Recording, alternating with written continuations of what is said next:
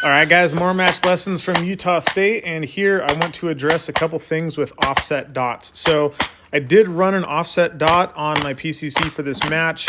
I'd never done that before, but I was like, well, if I'm going to shoot PCC in a USPSA match, I might as well run an offset because that's what all the cool kids do.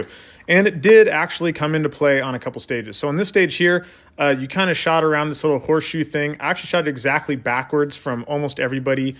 In fact, everybody on my squad, because they were shooting pistols, and with a rifle, the movement was a little bit better to actually start with this hard lean around a barrel, and I shot the offset dot here.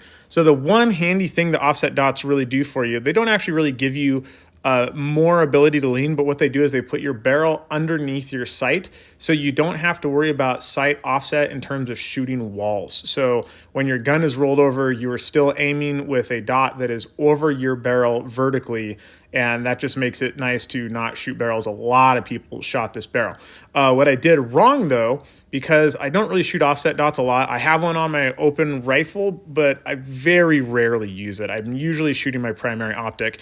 And what I did here is I started with this hard lean on the left, and you can see when I turned to the left here, I stayed in my offset dot. And look at my freaking stance right here. Let me see if I can just pause this and open this up so you can see my feet.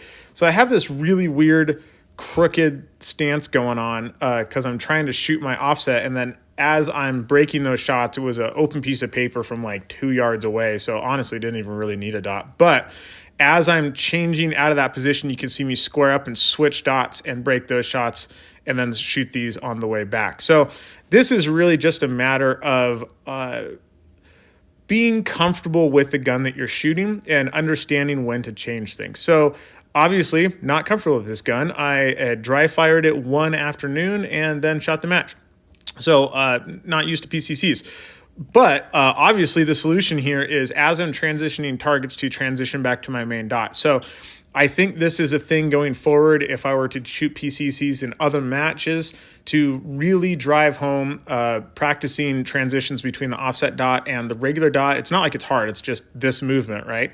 But it is a thing that you have to have in your stage plan or have done enough that it's just automatic. And in this case, I had not done it enough to make it automatic. So if I was going to shoot PCC a whole bunch in the future, which I doubt that I will, I might, but that is something that I would add to my practice for sure.